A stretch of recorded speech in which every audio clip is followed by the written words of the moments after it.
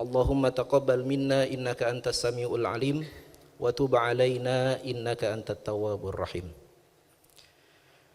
Bapak-bapak, ibu-ibu, ikhwatal iman rahimakumullah, jamaah salat zuhur Masjid Jenderal Sudirman yang semoga senantiasa dirahmati oleh Allah. Kita bersyukur pada Allah Subhanahu wa taala. Dialah Allah Subhanahu wa taala yang telah memanjangkan usia kita, memberikan kesempatan pada kita untuk ringan langkah kaki kita hadir di masjid ini. Kita telah laksanakan sholat zuhur secara berjamaah dan insyaallah kita akan lanjutkan dengan mengkaji beberapa ayat-ayat Al-Quran dan hadis-hadis Nabi sallallahu alaihi wasallam. Bapak Ibu ikhwatal iman rahimakumullah, tema kajian kita siang hari ini membahas satu kutaib, satu kitab kecil yang disusun oleh Dr. Fadl Ilahi Zahir. Judul kitabnya adalah Mafatihur Rizki fi Dhaw'il Kitabi wa Sunnah.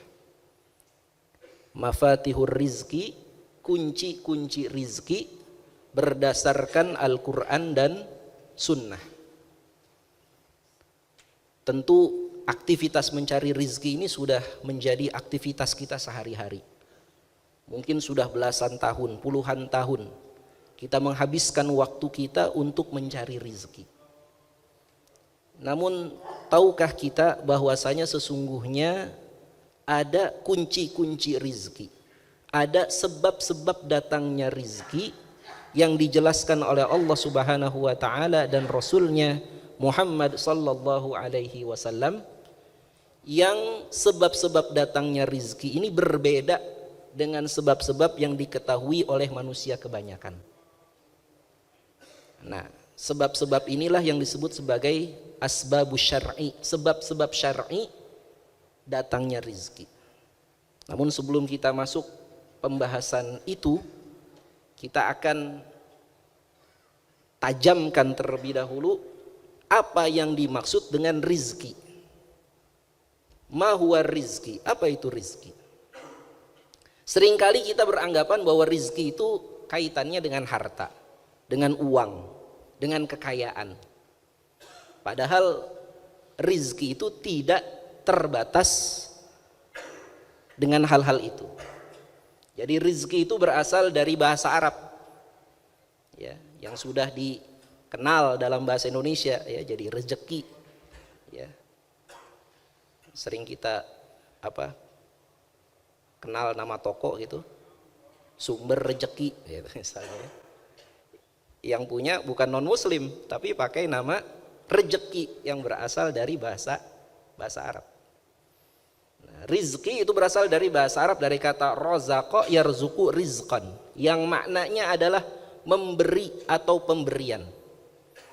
Sehingga rizki adalah segala sesuatu yang diberikan oleh Allah Subhanahu wa ta'ala sebagai titipan kepada hamba-hambanya untuk dimanfaatkan oleh hamba-hamba tersebut. Titipan untuk apa? Titipan sebagai bekal hidup manusia di dunia. Ya, jadi kita hidup di dunia ini kan ketika lahir nggak bawa apa-apa ya Pak ya. Ada gitu pas lahir udah pakai jas, pakai dasi gitu. Bawa duit 1 miliar ada? Nggak ada. Ketika lahir kita nggak bawa apa-apa. Ya. Di rahim ibunda kita nggak bawa apa-apa. Bahkan kita tergantung betul dengan rizki dari ibu kita. Ya. Ini juga menjadi menjadi petunjuk bagi kita bahwa kadang-kadang rizki itu nggak harus dicari itu. Lihat bayi yang di dalam rahim ibundanya, apakah mencari rizki? Enggak, rizkinya datang sendiri gitu. Kadang rizki itu tidak harus dicari. Jadi rizki ini adalah titipan dari Allah Subhanahu wa ta'ala sebagai bekal hidup manusia. Dan titipan Allah menjadi bekal bagi hidup manusia ini tidak hanya sebatas uang, tidak hanya sebatas harta, tapi juga kesehatan itu rizki. Tapi juga nafas yang Allah berikan pada kita itu rizki. Tapi juga seluruh anggota tubuh kita, mata kita, telinga kita, lidah kita, kaki, tangan, jantung, paru-paru, empedu, ginjal, itu semua rizki dari Allah. Tapi juga keluarga yang sakinah, Istri yang mencintai kita, menyayangi kita, mempercayai kita, itu rizki. Anak-anak yang apabila kita menatapnya, tentram hati kita, itu juga rizki. Kendaraan yang dapat mengantarkan kita dari satu titik ke titik berikutnya, itu rizki. Jadi rizki itu banyak, ya, tidak sebatas harta. Ada mungkin seseorang yang Allah berikan rizki berupa harta, tapi tidak Allah berikan rizki berupa anak, keturunan. Ya. Sudah puluhan tahun menikah, tidak punya anak, tidak punya keturunan. Nah, berarti rizkinya hanya sebatas harta. Ya. Ada pula orang yang punya rizki, punya anak, punya harta, tapi Allah Ta'ala tidak berikan kepadanya rizki berupa hidayah. Ini rizki paling besar, Pak. Rizki paling besar yang Allah berikan kepada manusia itu adalah rizki berupa hidayah, petunjuk. Karenanya kita minta kepada Allah Subhanahu wa Ta'ala rizki berupa hidayah ini minimal 17 kali sehari. Ihdinas siratal mustaqim. Ya Allah, berikanlah kepada kami hidayah, petunjuk menuju jalan yang lurus. Kata para ulama, orang yang paling miskin di dunia ini adalah orang yang memiliki segalanya. Dia punya harta, dia punya anak, dia punya jabatan, dia punya kekuasaan, dia punya pengaruh, tapi tidak punya hidayah. Ini orang paling miskin. Dia punya segalanya tapi nggak punya hidayah. Jadi sekali lagi rizki ini tidak sebatas harta.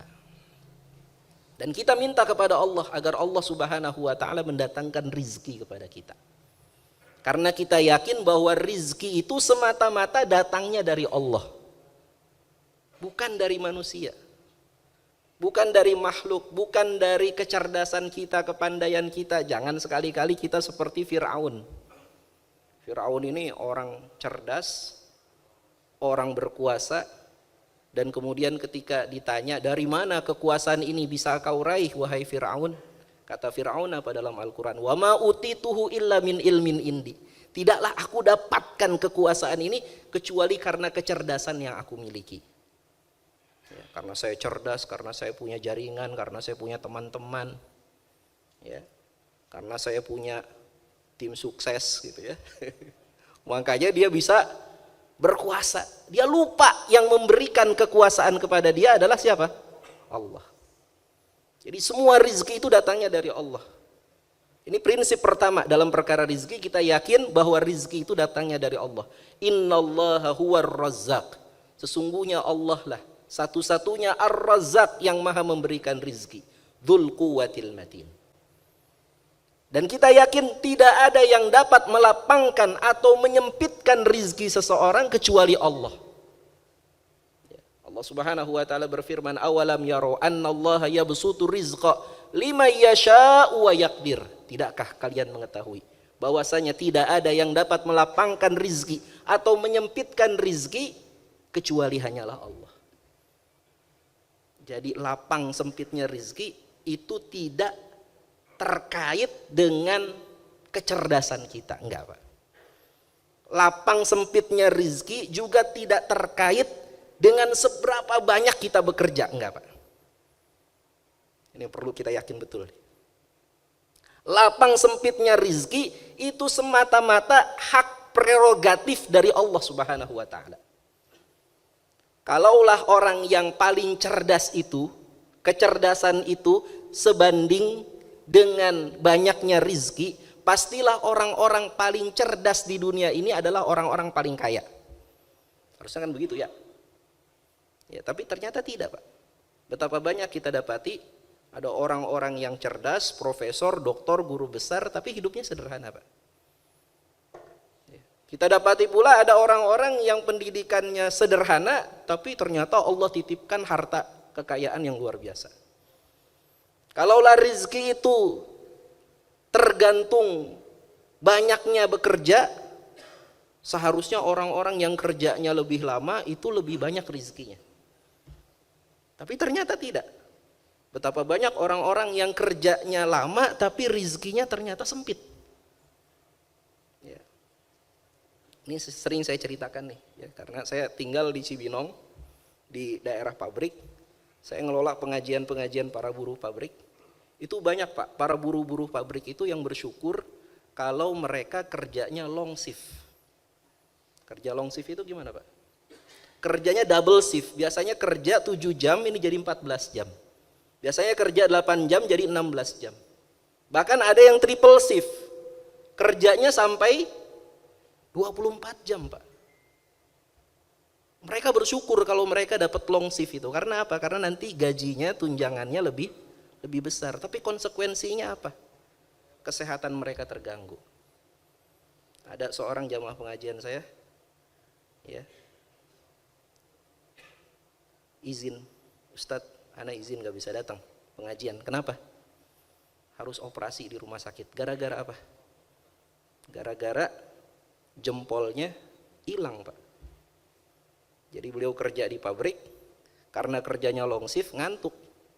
Jarinya masuk ke mesin, kepotong jempolnya, hilang. Kita, maka Allah Ta'ala telah menetapkan kadar rezeki kita, ajal kita, sengsara atau bahagiakah kita. Allah Ta'ala sudah tetapkan itu.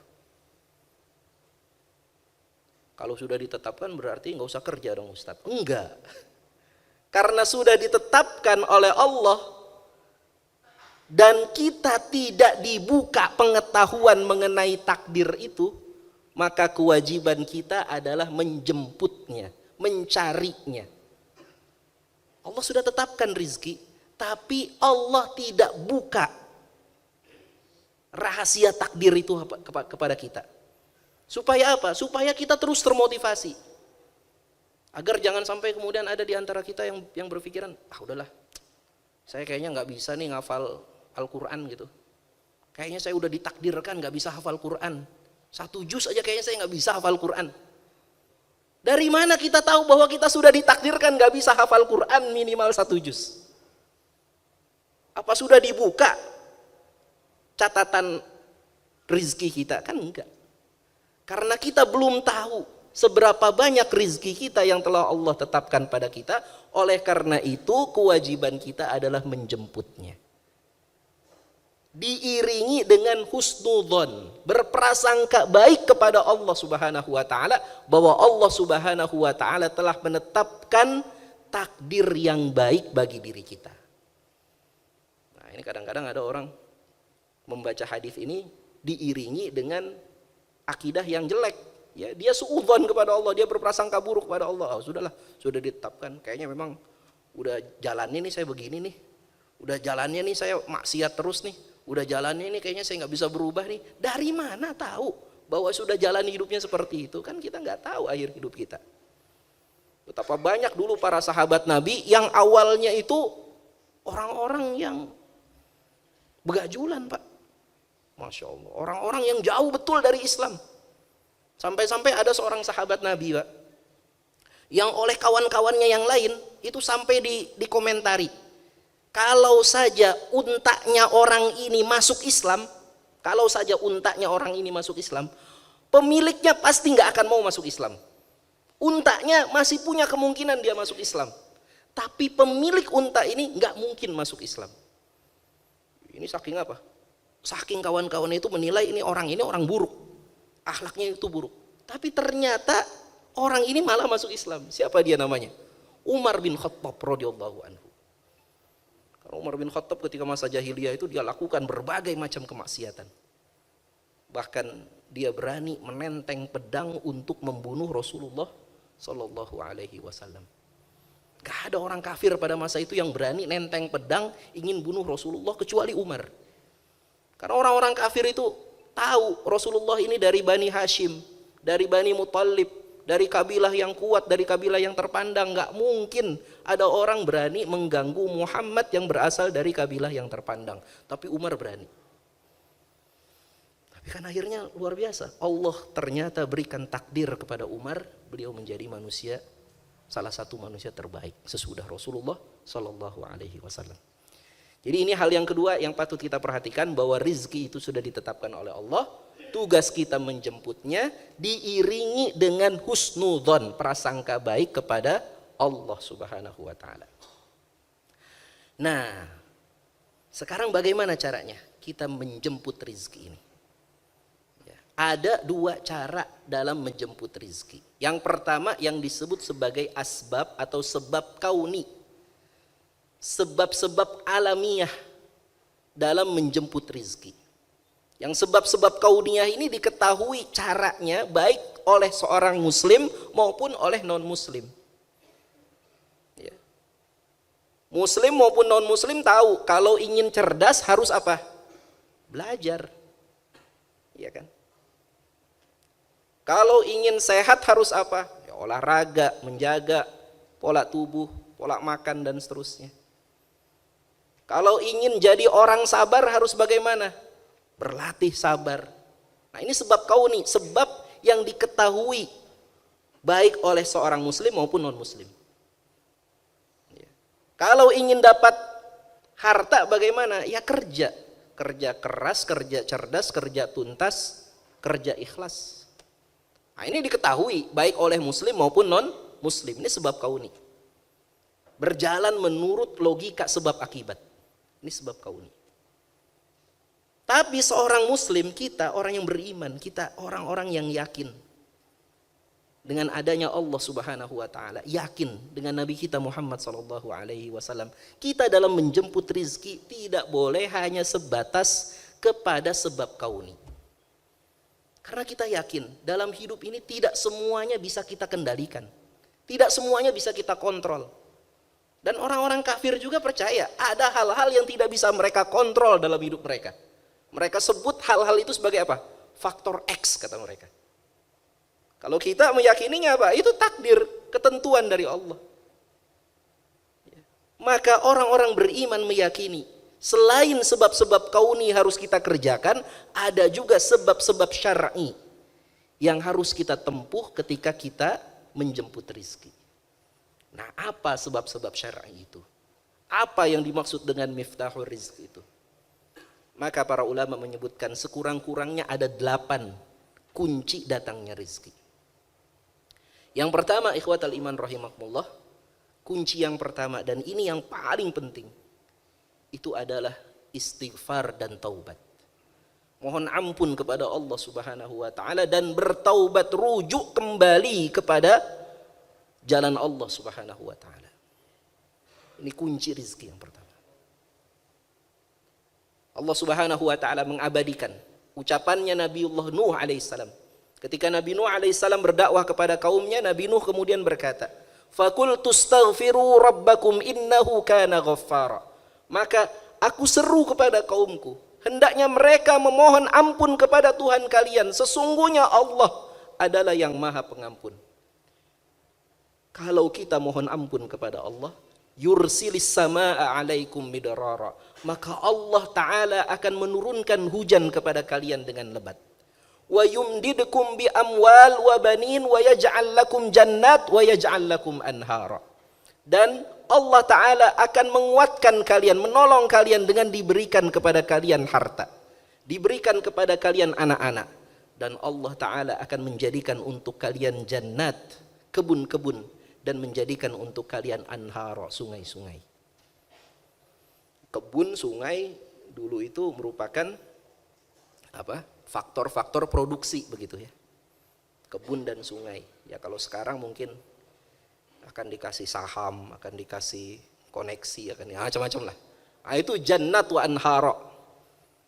Ya. Syaratnya apa tadi? Mohon ampun kepada Allah.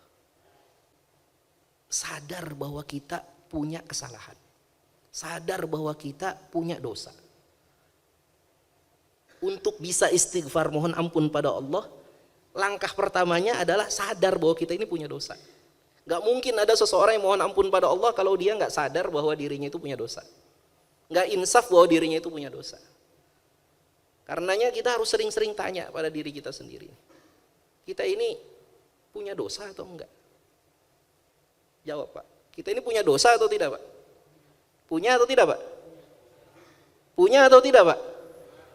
Sedikit atau banyak Pak? Banyak atau banyak sekali Pak? Masya Allah, banyak dosa kita Pak. Kita nggak tahu dulu dosa-dosa kita masa lalu itu udah diampuni oleh Allah atau belum ya? Mungkin belum diampuni oleh Allah karena kita belum pernah bangun malam hari nangis mohon ampun kepada Allah, sebagaimana dahulu para sahabat ketika mohon ampun pada Allah, mereka sungguh-sungguh mohon ampun pada Allah. Ada seorang sahabat namanya Abu Dzar Al-Ghifari, pernah menghina kawannya namanya Bilal bin Rabah. Bilal bin Rabah kita tahu budak hitam, budak yang kulitnya warna hitam, mantan budak. Ya, Abu Dzar pernah debat sama Bilal, dan dalam perdebatan ini makin lama makin panas, makin emosi. Dan Abu Dzar kemudian mengeluarkan ucapan, "Ya Ibnal Aswad, wahai kamu anak orang hitam." Dihina Bilal bin Rabah. Bilal bin Rabah langsung diam.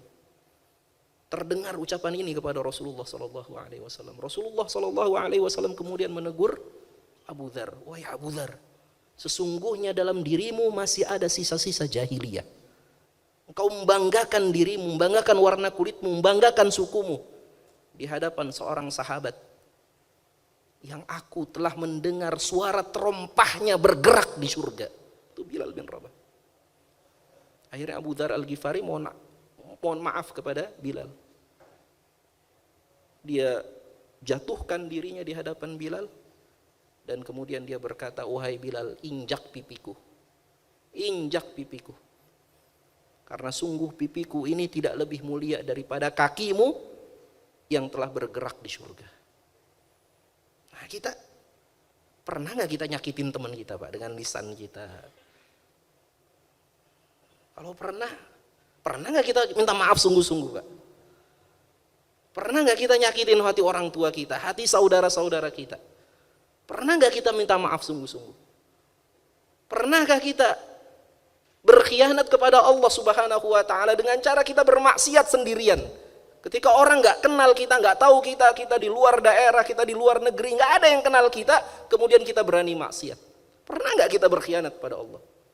Kalau pernah, ini maksiat besar, Pak, di hadapan Allah Subhanahu wa taala. Allah itu pencemburu, dan Allah lebih cemburu ketika mengetahui ada hambanya yang bermaksiat kepadanya di saat dia sendirian dan kemudian berpura-pura menjadi orang bertakwa ketika berhadapan dengan orang banyak. Nah, ini kalau kita sadar bahwa kita ini banyak maksiat, banyak dosa, banyak-banyak kita beristighfar.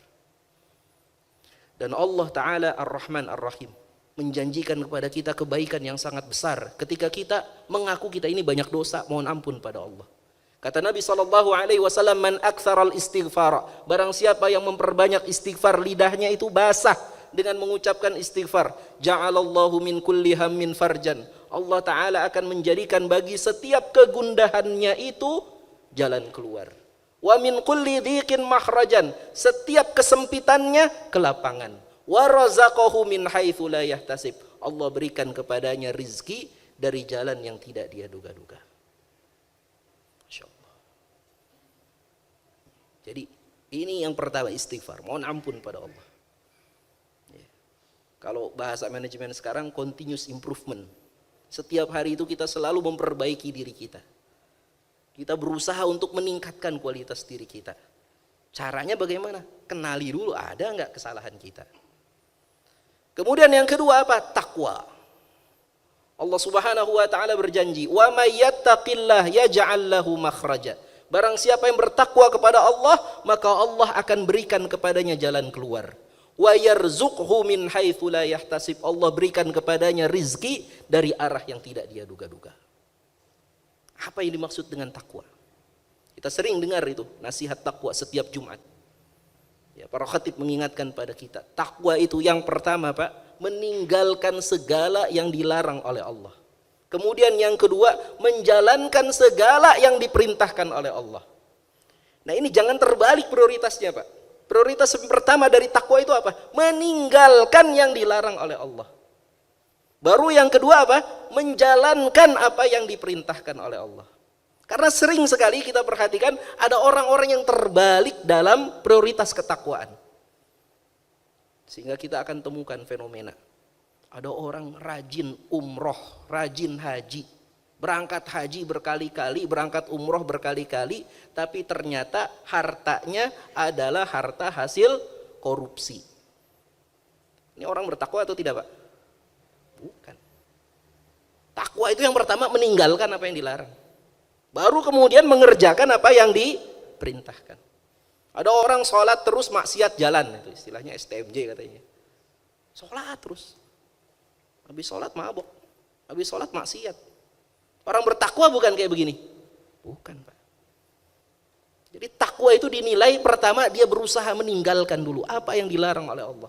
Kemudian yang kedua dia berusaha mengerjakan apa yang diperintahkan oleh Allah Subhanahu wa taala.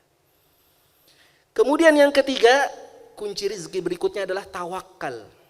Tawakal itu artinya menyerahkan urusan kepada Allah Subhanahu wa taala. Dan tawakal ini amal hati, bukan amal zahir, bukan amal anggota tubuh. Ini amal hati. Ya. Jadi tawakal itu tidak menafikan usaha. Karena dulu pernah ada seorang sahabat Nabi datang masuk ke masjid. Ya, dia naik unta. Untanya ditaruh di depan masjid. Nabi tanya, "Apakah kamu sudah ikat untamu?" Kata sahabat ini, "Saya bertawakal kepada Allah." Kata Nabi, "Bukan begitu tawakal. Tawakal itu kau ikat dulu untamu, baru kau bertawakal kepada Allah." Jadi tawakal itu amal hati. Amal zahirnya, amal perbuatannya adalah berusaha. Dan Allah Subhanahu wa taala menjanjikan bagi orang-orang yang bertawakal, "Wa may yatawakkal 'ala Allah fahuwa hasbuh." Barang siapa yang bertawakal kepada Allah, niscaya Allah akan cukupkan semua urusannya. Dalam hadis Nabi, kata Nabi sallallahu alaihi wasallam, "Lau annakum kuntum tawakkaluna 'ala Allah haqqa tawakkulih." Kalau saja kalian itu bertawakal kepada Allah dengan tawakal yang sebenarnya, la ruziktum kama turzaqut thair. Niscaya kalian akan diberikan rizki sebagaimana rizkinya burung-burung. Taghdu himasa wa taruhu bitana. Burung-burung itu pagi hari mereka keluar dari sarangnya dan sore hari mereka kembali dengan perut yang sudah kenyang. Nah, itu tawakalnya burung tuh. Tawakalnya burung bagaimana? Pagi keluar dia. Pagi mencari rizki.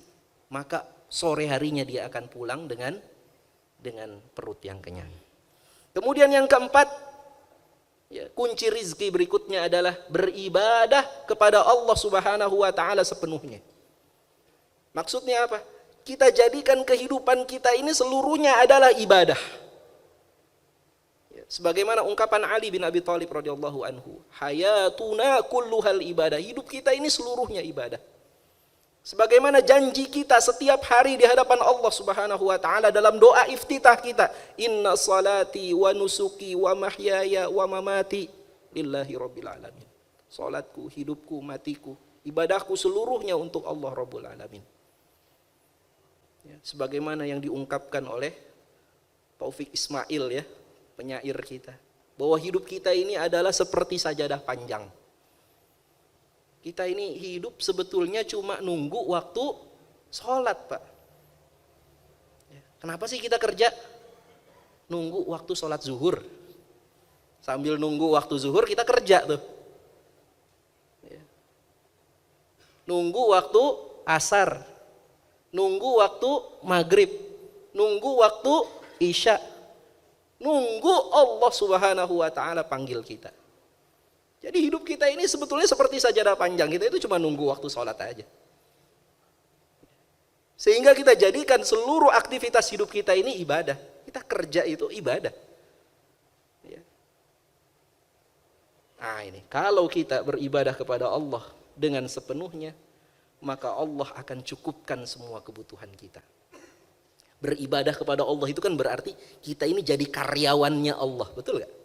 Kita ini jadi budaknya Allah. Majikan kita siapa? Allah Subhanahu wa taala. Jangankan kita menjadi karyawannya Allah, menjadi budaknya Allah. Kalau kita jadi karyawannya manusia, atasan kita perhatian nggak dengan karyawannya? Perhatian pasti. Apalagi kalau kita jadi karyawannya Allah. Jadi budaknya Allah. Dan Allah adalah Ar-Rahman, Ar-Rahim. Allah adalah Ar-Razzaq. Pasti Allah akan perhatian pada kita. Kalau kita melamar kerja kepada Allah, kita bekerja karena Allah, untuk Allah. Kemudian yang kelima, kunci rizki berikutnya adalah menjaga silaturahim. Apa yang dimaksud dengan silaturahim? Silaturahim itu berasal dari dua kata. Kata pertama silah, silah itu artinya hubungan. Kata kedua adalah rahim. Rahim itu rahim, Pak. Organ tubuh yang Allah titipkan kepada manusia yang Allah cintai yang bernama perempuan. Jadi silaturahim itu maknanya menyambung hubungan rahim. Dan ini wajib bagi kita untuk jaga. Bukan yang dimaksud dengan silaturahim itu menjalin hubungan antar rekan kerja, antar teman satu kampus, bukan. Antar tetangga, bukan. Kalau itu boleh putus. Tapi hubungan rahim, hubungan antara kita dengan orang-orang yang satu rahim dengan kita. Hubungan kita dengan ibu kita, hubungan kita dengan ayah kita, hubungan kita dengan kakak kita, hubungan kita dengan adik kita, hubungan kita dengan paman kita, hubungan kita dengan sepupu kita. Karena mereka satu rahim dengan nenek kita. Itu nggak boleh putus. Dan kata Nabi SAW, la'anallahul qati, Allah melaknat orang yang memutus hubungan silaturahim. Dan kadang-kadang memang agak sulit, Pak. Kita berhubungan baik dengan saudara kandung itu jauh lebih sulit daripada berhubungan dengan kawan satu kantor. Dengan kawan satu kantor itu kadang lebih enak gitu hubungannya. Ya. Tapi dengan saudara kandung, kenapa? Karena saudara kandung itu tahu baik buruknya kita, tahu gitu. Mungkin juga pernah nyimpen kesel sama kita gitu. Karenanya kata Nabi SAW kepada Abu Dzar, ya Abu Dzar, wa anta silar rahima wa in adbarat. Hendaknya engkau tetap sambung silaturahmi meskipun engkau dijauhi. Ini wasiat Nabi kepada Abu Dzar. Meskipun engkau datang ke rumahnya, pintu rumahnya tidak dibuka. Ya. Meskipun kita telepon kita nggak diangkat, meskipun kita WhatsApp kita nggak dibalas, meskipun kita berusaha mengunjunginya tapi dia tidak mau menemui kita, tetap wajib sambung silaturahim. Nah ini. Dan kata Nabi SAW, man sarrahu ayyub satalahu fi rizqihi wa yunsha'alahu fi atharihi falyasil rahimahu. Barang siapa yang senang kalau dilapangkan rizkinya, dipanjangkan usianya, maka hendaknya dia menyambung silaturahim. Kemudian yang keenam, kunci rizki berikutnya adalah berinfak fi sabilillah, infak di jalan Allah.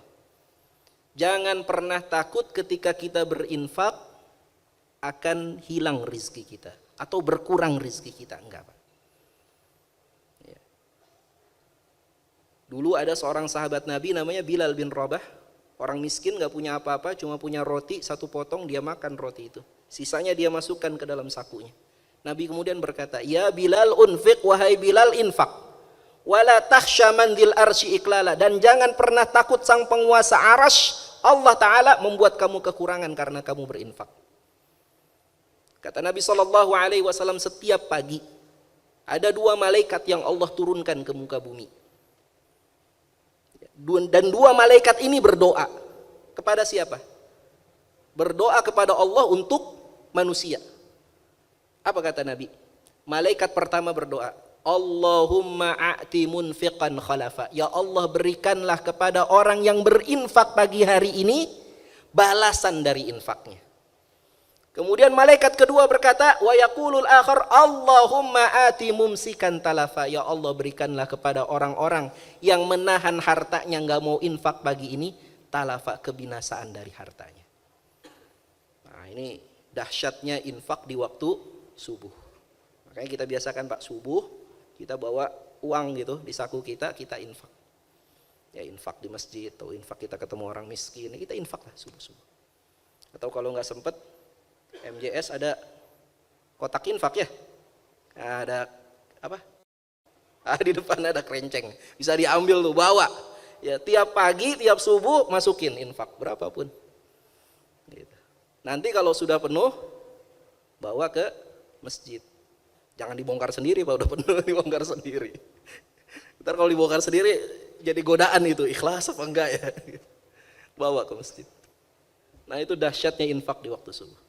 Kemudian yang ketujuh, yang kedelapan, Syekh Fadl Ilahi menjelaskan pada kita, ada orang-orang yang hendaknya menjadi prioritas ketika kita berinfak. Yang pertama, hendaknya kita prioritas berinfak kepada orang-orang yang sedang menuntut ilmu agama. Kepada orang-orang yang sedang belajar ilmu agama, yang sedang menghafal Quran, yang sedang menghafalkan hadis Nabi. Ya, kalau kita punya anak-anak kita sedang belajar ilmu agama, Pak, ini menjadi sebab datangnya rizki kepada kita.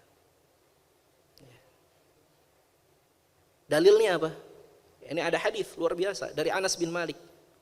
Anas bin Malik bercerita, di zaman Nabi SAW ada dua orang sahabat yang bersaudara, adik kakak. Ya, kakaknya sibuk bekerja mencari nafkah dan menafkahi adiknya. Yang adiknya ini sibuk mencari ilmu kepada Nabi SAW. Maka suatu ketika kakaknya ini datang kepada Nabi, minta kepada Nabi untuk menasehati adiknya yang fokus menuntut ilmu supaya adiknya juga mencari nafkah. Maka apa kemudian kata Nabi SAW? La'allaka turzaku bihi.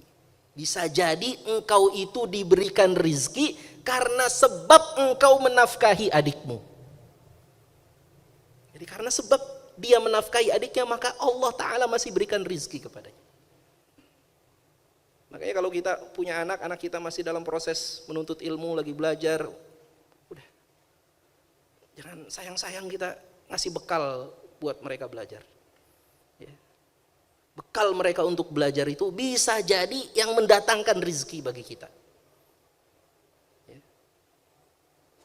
Kalau kita udah nggak punya anak lagi yang sedang menuntut ilmu, ini nanti MJS ada program beasiswa santri-santri. Ya. Ini kita memberikan beasiswa kepada para santri, itu pintu datangnya rezeki kepada kita. Kemudian yang kedelapan, yang terakhir, yang penting juga. Di antara kunci datangnya rizki adalah kita berbuat baik kepada orang-orang yang lemah.